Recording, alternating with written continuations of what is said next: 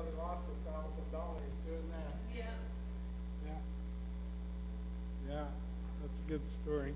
So we had that one until it got hit in front of our house and it was total. Then we got aluminum. Hit in front of your house. Somebody, It was parked in front of our house somebody smashed it. and this young 22-year-old girl lost control of her car, hit our car, shoved it almost into the neighbor's driveway. Totaled her car and our car. Wow. Good little wreck. Yes. At 11:15 at night. Oh.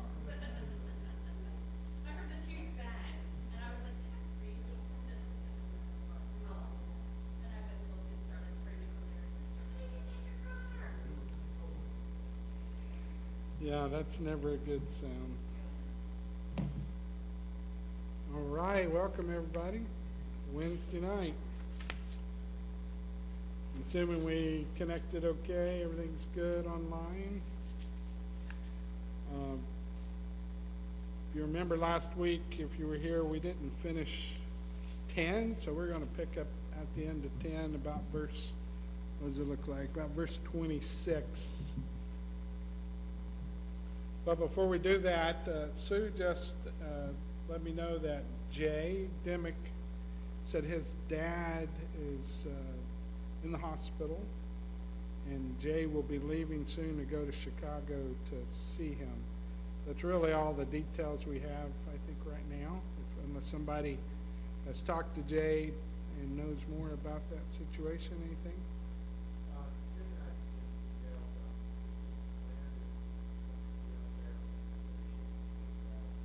Okay.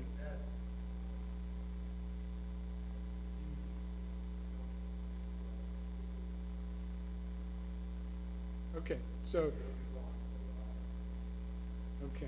Jeff is saying he's communicated with Jay and probably will be in Chicago area for a while. So let's remember the Dimmicks in our prayer.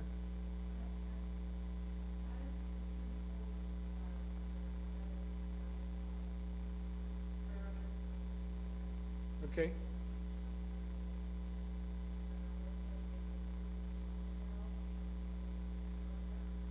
Vicky Shandeville. Okay.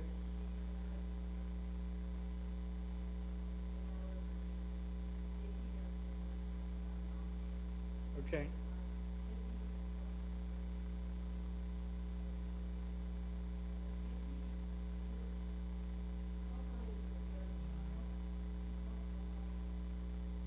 Okay. So prayers for two pregnancies, the Halls and say the Shandeville, Vicky Shandeville, and her family. She's had some difficulties with pregnancies in the past, so if we'll remember those two families. Babies are both due in February, so we never could quite get that worked out. Denise kept having summer babies, even with all the heat. So February's good. Anybody else we need to remember? My dad got moved to the nursing home yesterday for a short time for Okay. physical therapy. And keep him in your prayers. And actually do his physical therapy. Good. So Lynette said her dad was moved for a short visit to the nursing home to get some physical therapy, and so the prayer is that he'll do it, and just remember him as we continue to pray. Anybody else? Let's pause and have a prayer together. Father, we come to you tonight, as always, with thanksgiving in our heart, thanking you for loving us and making us your children. You heard our discussion just now for the Dimmicks and the Halls and Vicky Shandoval, and for Lynette's dad, and all the things going on there. We pray for safety, healing, strength, encouragement, that you would surround them with the people that they need to minister to them. Father, we pray for our country as we face decisions, but more importantly, we just pray that we will maintain our faith in you and our trust in you over everything else. I pray this in Jesus' name. Amen. So there came a decision point last week, because we've been staying one chapter a week, and we were at 10:26, and we could have rushed through this, but it was going to take a few moments. So we stopped, because this is, here at the end of 10, I think this is a big thought, because it's pivotal, and it's important that we don't lift it out of the context and apply it in a way not intended. So let's read 26 through 29 and kind of use that as the backdrop for this week. If we deliberately keep on sinning after we've received the knowledge of the truth, no sacrifice for sins is left, but only a fearful expectation of judgment and of raging fire that will consume the enemies of God. Anyone who rejected the law of Moses died without mercy on the testimony of 2 or 3 witnesses. How much more severely do you think someone deserves to be punished who has trampled the Son of God underfoot, who has treated as an unholy thing the blood of the covenant that sanctified them, and who has insulted the Spirit of grace? Wow, some pretty strong words. And if we lift out just ones that seem to touch us, we can get real fearful here, right? We better not make any mistakes. One mistake, and man, God's just looking to punish you. And there's certainly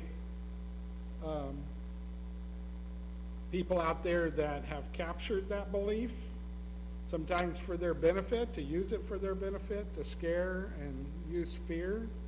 But I don't think that's what's intended here. Not for us to shrink back, because you remember up to this point, he's been encouraging, the writer's been saying, let's move forward. Let us draw near to God. So why would he take this turn? But watch out, because God's just waiting to put his thumb on you. Well, I think he's bringing in a little bit of balance here, but not for us to think of in terms of one sin and you're done.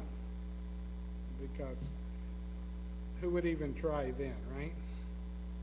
But I think what he's trying to paint here is a picture not of an act of sin, but a state of sin.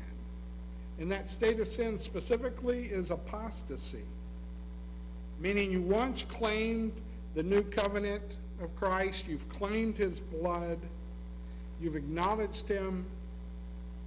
He is the priest, he's greater, he's the greater priest than the old way. And specifically in this context, you go back to the old way. That, I think, is what he's trying to address here. Apostasy, not even doubt, not even, I did something wrong. Does that fit with you? That's certainly more in line with the God I think Jesus shows us. And that again is a benefit to continuing that line of thinking. So it's not to be worried about making one sin. Now, we take sin seriously because it has consequences. So don't go too far the other way either. But he's just spent 10 chapters building to the fact that we can now draw near to God because of the blood of Christ. He's not going to say, but, there's a small chance of that. He's trying to build a bigger idea without losing the fact that you do need to pay attention to what you're doing. Clark.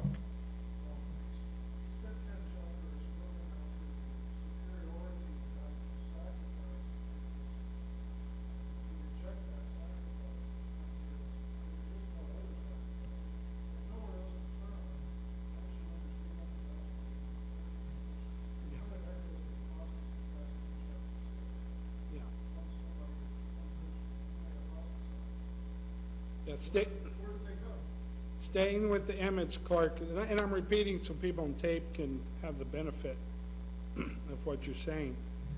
Staying with the theme of Jesus as the greater sacrifice, if you deny that sacrifice, what other sacrifice is there for you? And therefore, it would be a very dangerous position to put yourself in. There is no other sacrifice. Gaines.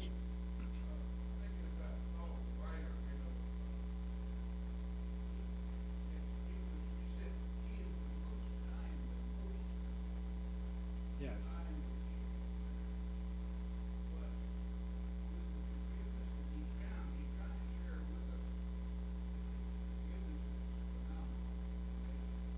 Right. Gaines is bringing in the fact that Paul, he had been killing Christians. He was the chief of sinners, he says. And yet he found that same forgiveness that's offered to us all. So let's not take this passage too far, but let's acknowledge that we do need to be aware and claim the superiority of the sacrifice of Christ and the forgiveness that comes with that, and live accordingly. So picking up in verse, one other thought I wrote here was, if the priest is greater, maybe the offense of denying that priest is greater. I think that's where the severity of this image comes in. But picking up verse 30, for we know him who has said, it is mine to avenge, I will repay. Vengeance is before me, and I will repay. And again, the Lord will judge his people. It is a dreadful thing to fall into the hands of the living God. If you fall in the hands of the living God, is that always bad? No, it's good if you're a believer, if your faith is in God. But what he's referring to, if you've left and you deny Jesus' sacrifice, that's not going to be a good thing. So it really depends on the context of your actions. Remember those earlier days after you had received the light, when you endured in a great conflict, full of suffering. Sometimes you were publicly exposed to insult and persecution. And other times you stood side by side with those who were so treated. So maybe right after they became Christians, they had endured a great deal. Why would you go through those hard times and remain faithful, and then later began to kind of shrink back from that? I think is what he's trying to get them to see. So the idea here is that they were publicly exposed as Christians. The Greek word there is theatron. They were made a public spectacle. They were the thing on display. Like somebody who was condemned to death and was going to die in the arena. It was a public demonstration. Jeff.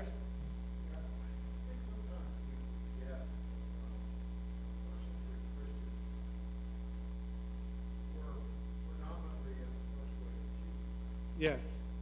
And they not only were rejected by society, but they gave up their identity.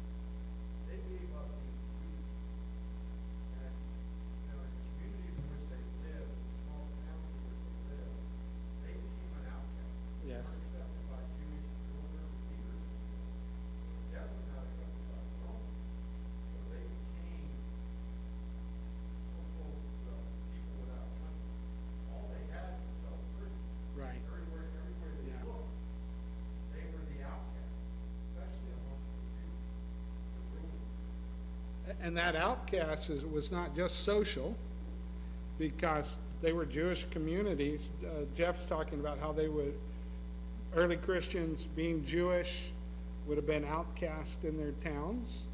That was economic as well, because you traded with your neighbors, and if you're on that, if Andy's the bad guy, I don't take my card to him anymore, even though I have for 20 years, right? That was the punishment in some of the things they endured. And That's another reason it was so public, because everybody, for the most part, just accepted it as being okay. That's the problem, using community norms as determining our behavior, because sometimes we can approve of behavior that is awful, just because everybody kind of goes along with it. Plenty of historical and current examples of that happening. Yeah.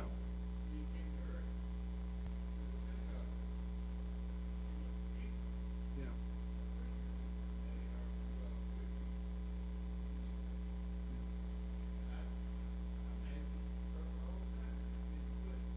It's a hard thing not to be accepted or to always be rejected. And certainly, he's making that case. You know what I'm talking about? And now you're going back to Judaism? Really? Well, it's hard. You suffered along with those in prison, and joyfully, I'm not making it up, it says it right there, joyfully accepted the confiscation of your property. Now, to lose all your stuff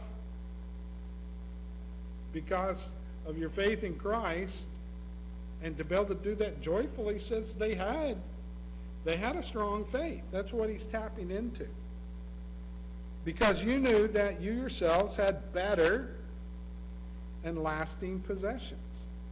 Christ brought a better covenant. He was a better priest. He had a better sacrifice, and therefore the things we now possess are better. You had those things. You knew it. So do not throw away your confidence. It will be richly rewarded. So can you hear in this, it's not so much that all of these things have happened, maybe some have begun to happen, but it's certainly a warning that he sees some people, at least, if not several, going this direction. He's trying to turn this ship back and put it back on course. Some of the sources I read too tied into this idea, you suffered along with those in prison. What they indicated was that Christian prisoners would not have been fed in prison. So if they were going to be fed, the brothers and sisters would have to take them food, which only opened you up to ridicule alongside the ones that were in prison. Your willful act of caring for somebody else caused you to be identified with those people. And so it was a very courageous and a very intentional act on their part. What he's trying to get them to see is that this present suffering, whatever's causing you to pause at the moment, is of no comparison. And he says, hold fast. That's the opposite of throwing away. I'm not going to let this go. I'm going to hold fast to it. I'm not going to drop it, throw it away, get rid of it.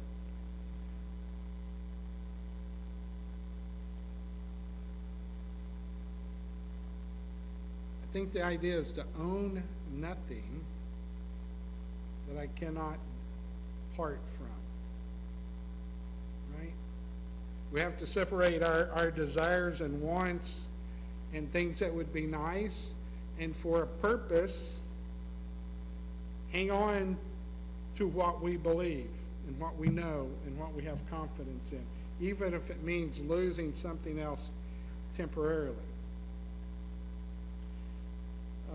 Probably not hard for you to guess, but I happen to be a fan of ribeyes, right?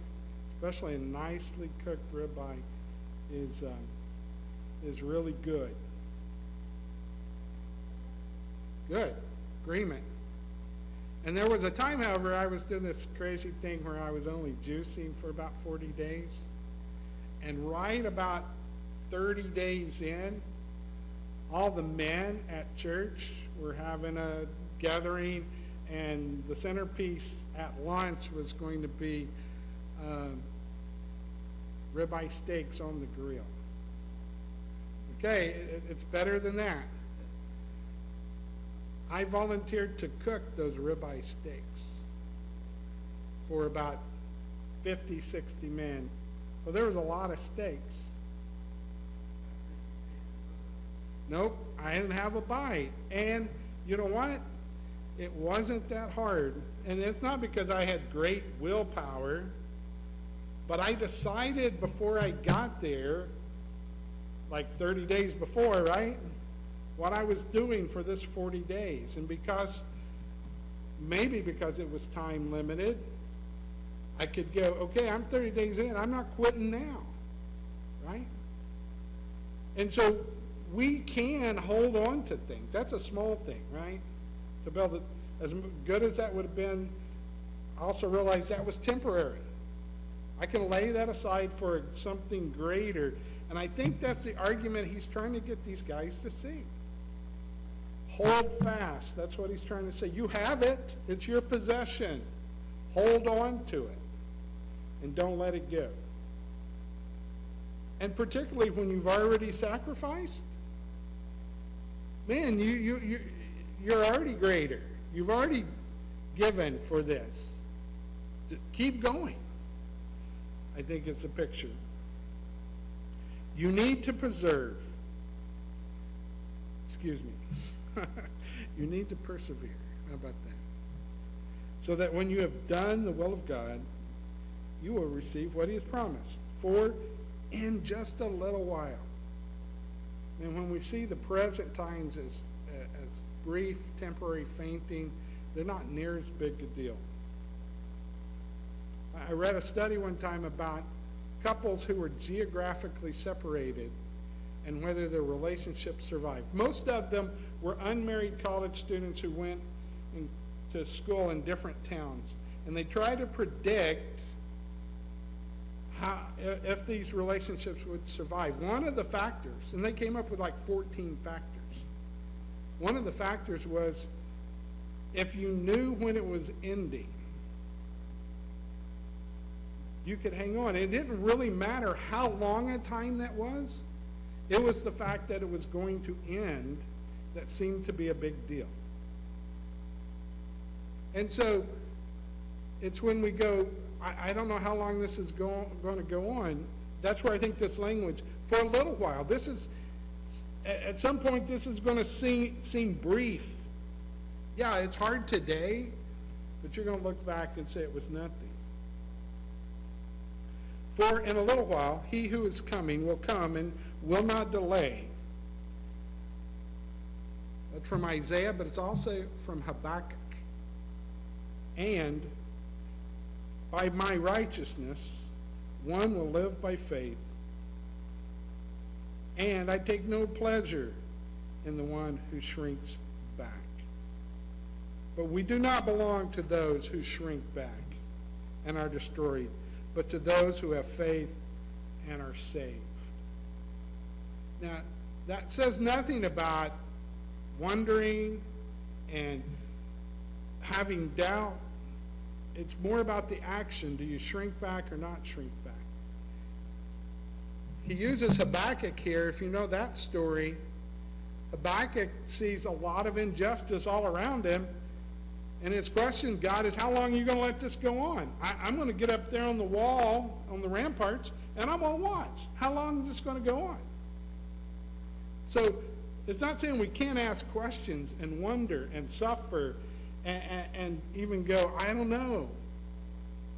But when it comes down to it, do we keep holding on to what he's given us? Even when it seems to be difficult to do. He's trying to say, yeah, because you'll be saved. And it's going to just seem like a short time. Because Habakkuk, if you know, finally gets to the point where he goes, I think I'll just stop talking now. There's a very famous song that comes from Habakkuk 2:20. Do you happen to know what that song is? What is it, Andy? Yeah, the Lord is in his holy temple. Now, we misuse that song, at least when I was a little kid, right? every single week. It was part of our liturgy. We'd come in from Bible class and there was a lot of activity, and the song leader would start singing that song. What did that song mean? It meant sit down, shut up, we're about to have church. That's what the song means.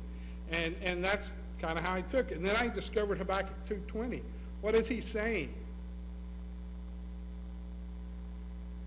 The whole context of Habakkuk sees all these pagans, they're so making God's people, which is analogous to the Christian people. Yeah. When he asks the question, so how do you know that's the Lord?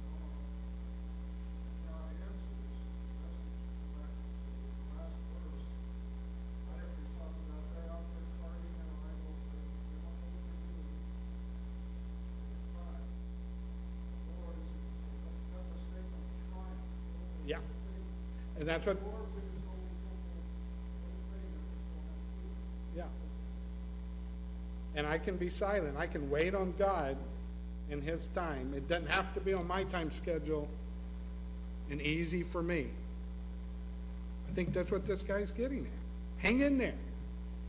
And to follow that up, what does he do? Chapter 11. We call it the faith chapter, right? And by faith, and by faith, and by faith, and by faith. Those keep coming back. It's the action on the unseen, right? We follow God. We have loyalty in his covenant. And he's going to make this case by looking at people from the old covenant. So what is that underlying idea here? If people under the old covenant could have that much faith, imagine the faith we can have knowing and experiencing what we have today. You can have great faith like these folks did. Don't fall back into Judaism. The answer is not to imitate the form of their faith.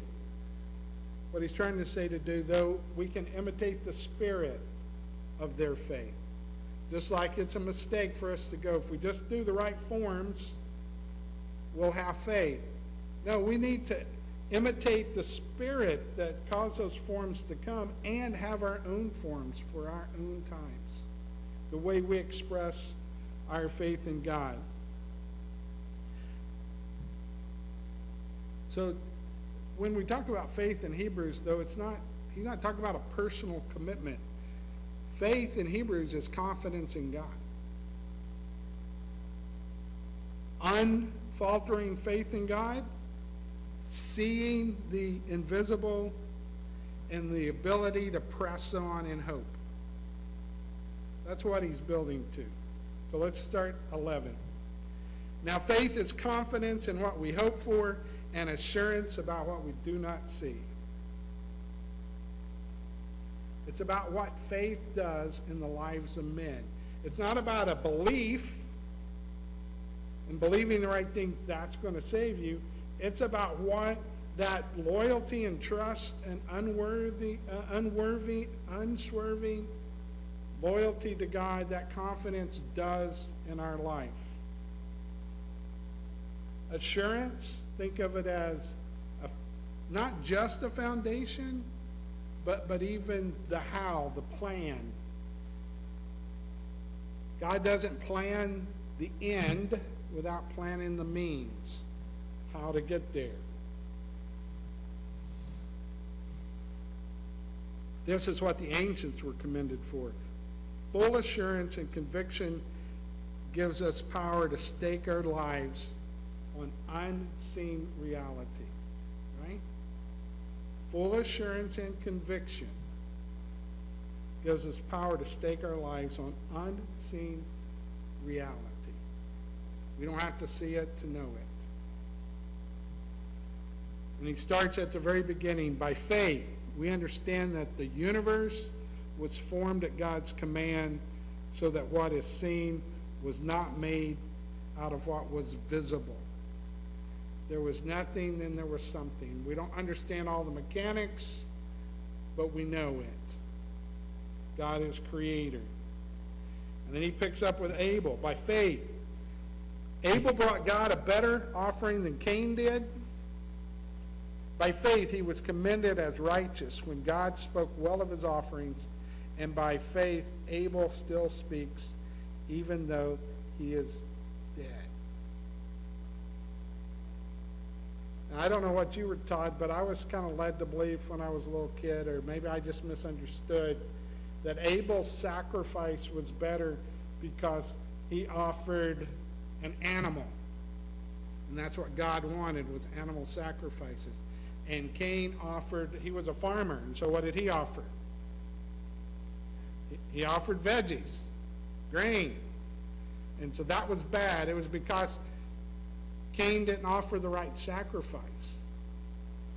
And then I kept reading my Bible and I found out they gave grain offerings in the Old Testament. So I'm like, well, what was bad about Cain's? It was his heart. It wasn't the act. It was what he put into the act.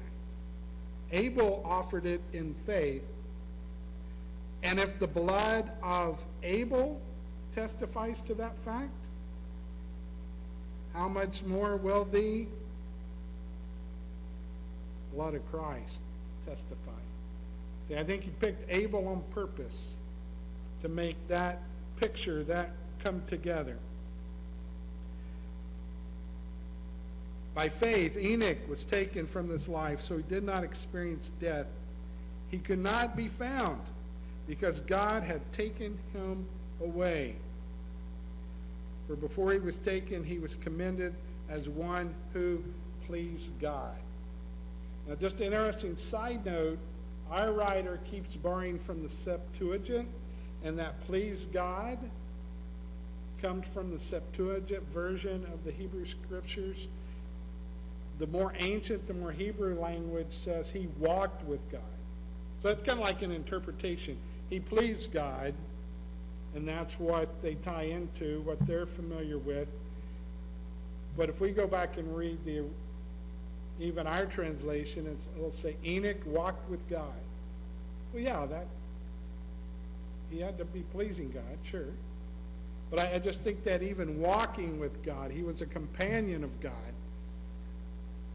speaks to his faith and the accessibility, not just through Christ, but through all times that God wanted to have with his people. And then this statement you're familiar with, and without faith it is impossible to please God, because anyone who comes to him must believe that he exists and that he rewards those who earnestly seek him. So I like to say it, with faith we can please God. Don't do the negative. Without faith you cannot please God. With faith, just like Enoch, we can be pleasing to God. It's not out of reach. It's not impossible. And he goes on, greatest hits of the Old Testament. By faith, Noah, when warned about things not yet seen, in holy fear built an ark to save his family. By his faith he condemned the world, and he became heir of the righteousness that is in keeping with faith. So even when he didn't see the storm cloud, he built an ark.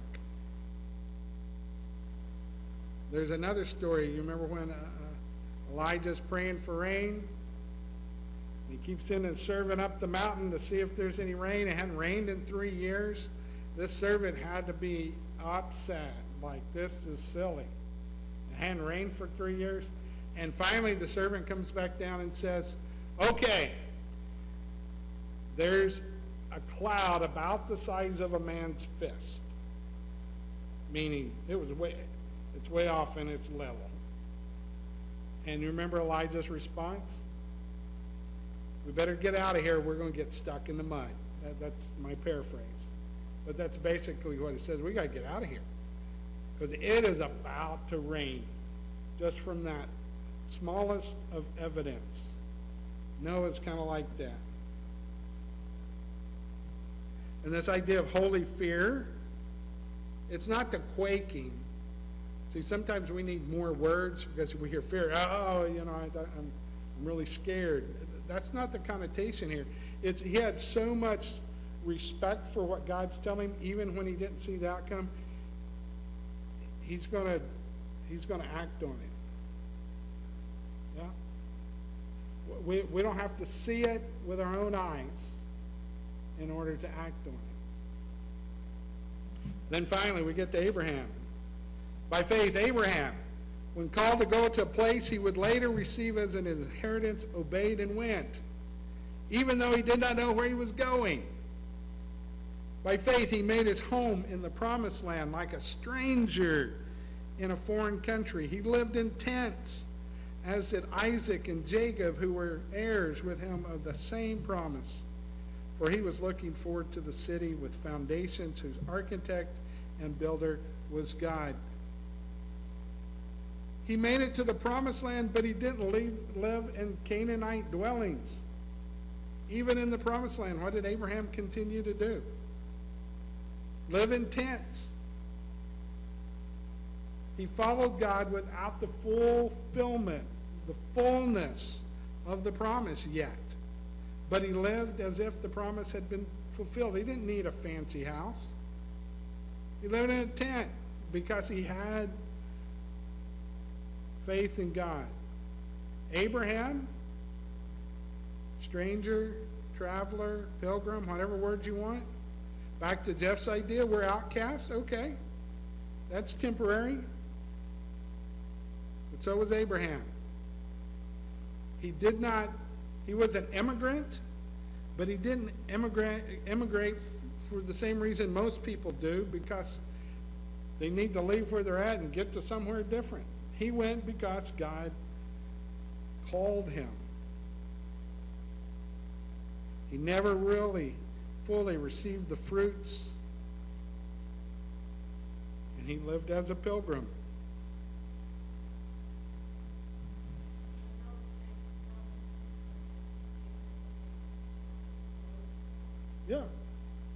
Yeah.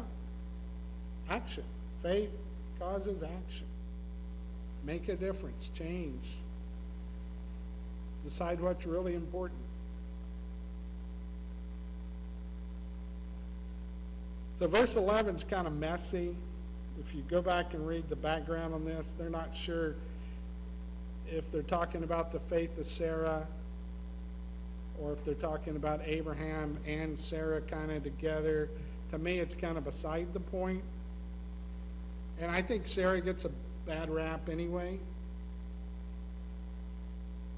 From Genesis, you were taught Sarah really didn't have much faith. Why didn't she have much faith?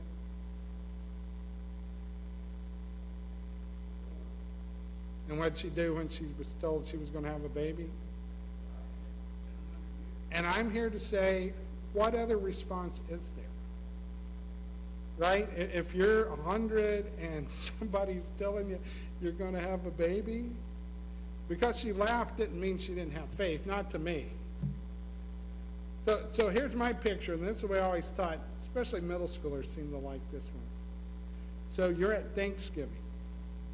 The entire family is gathered. And the grandmother tinks her glass and says, attention, I need everybody's attention. I have an announcement. I'm pregnant. Okay, exactly. Thank you, Clark. What else are you going to do but laugh, because it is so crazy? My point here is, even in faith, we can go, okay, I don't see how that is the craziest thing I've ever heard, but we're still moving forward. Right? That's not the norm. And I could be wrong about Sarah, but she had him. And then God said, and guess what we're going to name him? Isaac. You know what? You do know what Isaac means, right? Isaac? It means little laughing boy. Every time she called her son, she was reminded of God's fulfilling his promise, even to an old woman. Is there greater faith than that?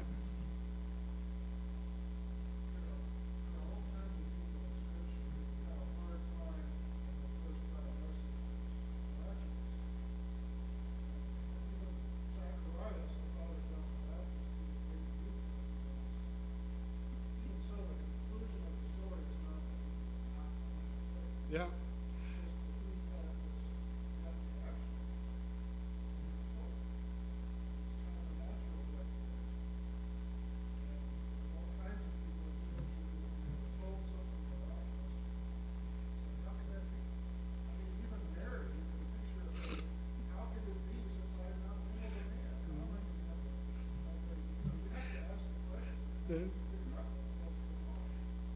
When God surprises us, shouldn't we be surprised? Right? And most of the time, it's going to put a crazy smile on her face. Like, I don't get it. I don't understand. I don't know how. Well, I'm going to take a few more minutes here. All these people were still living by faith when they died. They did not receive the things promised. They only saw them and welcomed them from a distance, admitting that they were foreigners and strangers on earth. People who say such things show that they are looking for a country of their own. If they had been thinking of the country they had left, they would have had opportunity to return. So he's playing on this idea of going back to Jerusalem, to Judaism too. Instead, they were longing for a better country, a heavenly one. Therefore, God is not ashamed to be called their God, and he has prepared a city for them. So another aspect of faith, it takes the long view.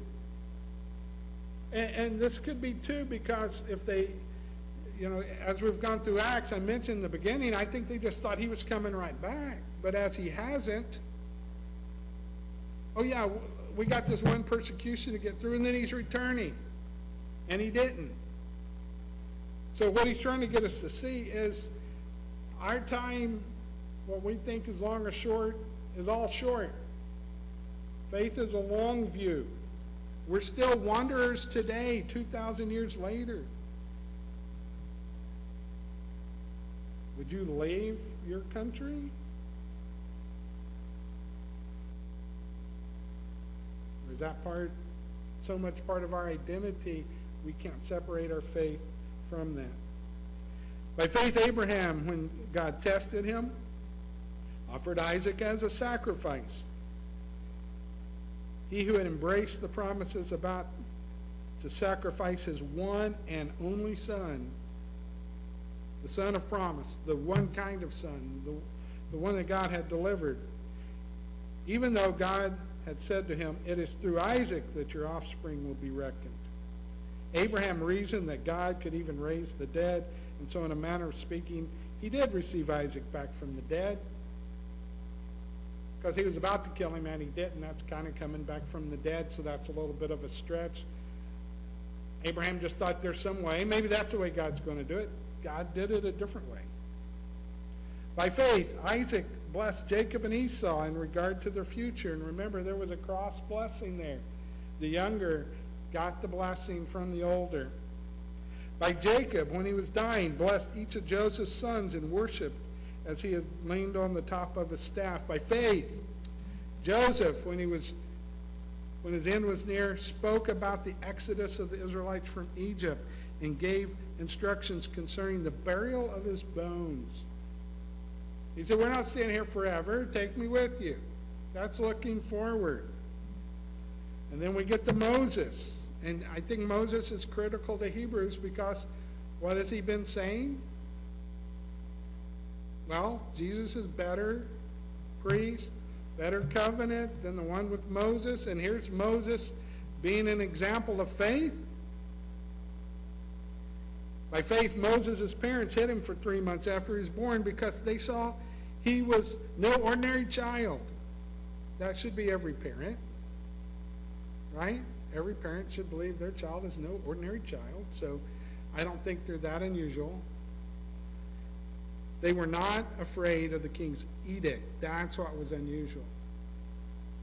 They didn't respond out of fear.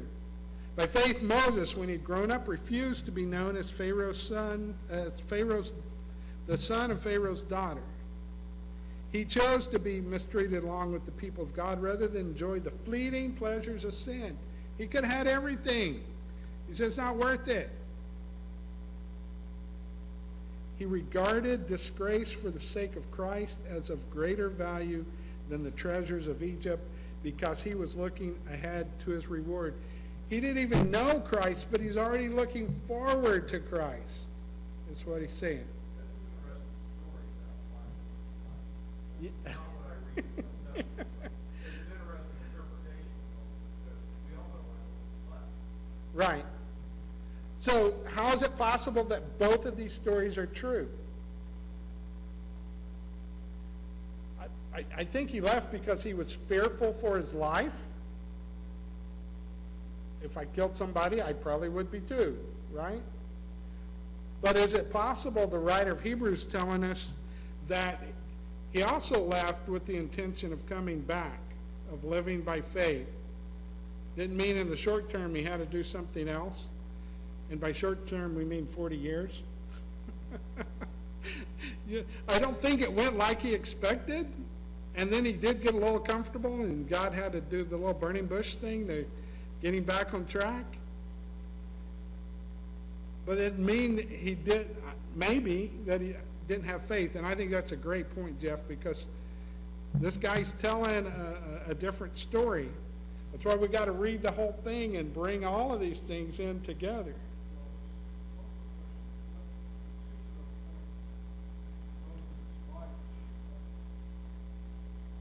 Some people think this is out of order, the chronological things that happened here.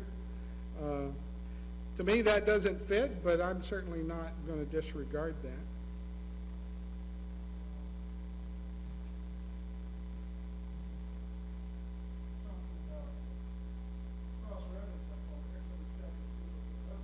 Mm-hmm.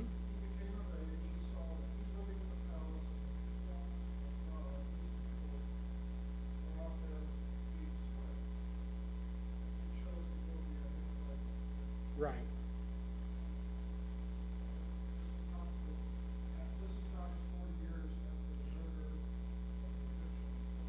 Right. The next phrase, though, is by faith he left Egypt, not fearing the king's anger.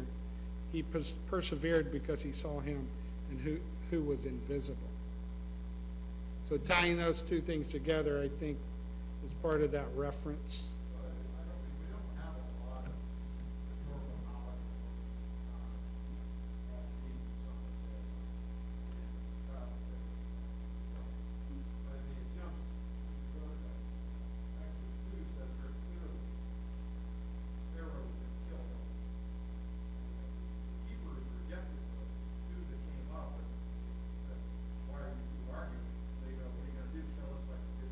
Yeah. I mean, we don't have a lot to go by. Let's be honest, the reason Moses left Pharaoh was because Pharaoh was killed. Yeah. Exactly.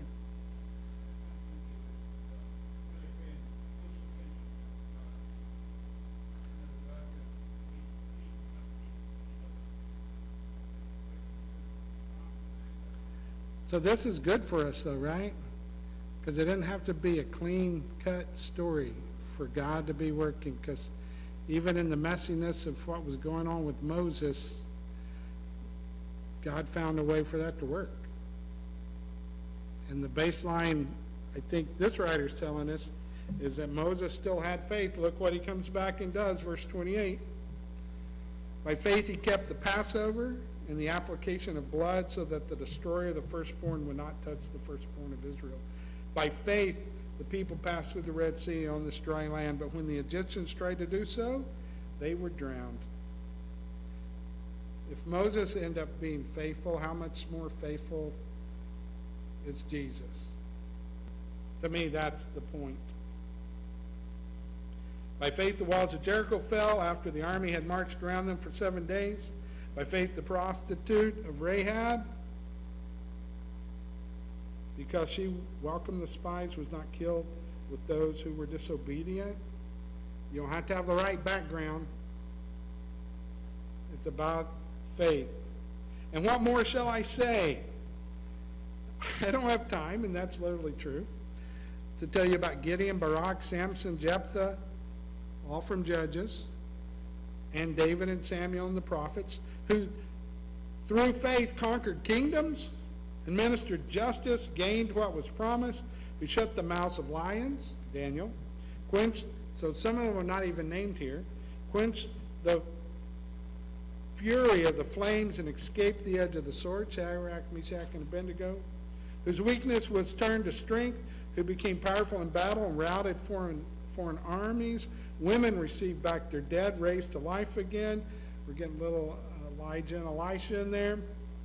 There were others that were tortured. Jeremiah comes to mind, refusing to be released so that they might gain an even better resurrection. Some faced jeers and flogging, even chains and imprisonment. They were put to death by stoning. They think Jeremiah died by stoning in Egypt. They were sawed in two. We don't know for sure, but that's how Isaiah died. They were killed by the sword.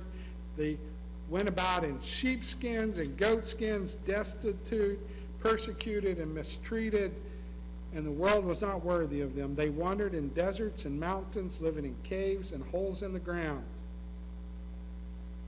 Okay, they did all that. Can you face what you're facing? Can they, having faith, give you the ability to say, okay, I can keep going? They were all commended for their faith, yet none of them received what had been promised. Guess what? We have received what we've been promised. Forgiveness of sin, a better covenant, a better hope. How much more should we be able to live? These were all commended to their faith, yet none of them received what had been promised, since God had planned something better for us, so that only together with us would they be made perfect. So his question is like, why would you go back? They live by faith on less. We live by faith on more. Okay, thanks for hanging in there. We finished 11. Next week, my favorite, 12. Glad you're here. It was fun tonight.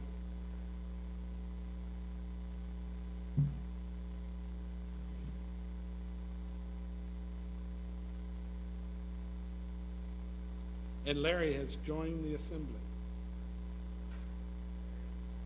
Larry is in the house.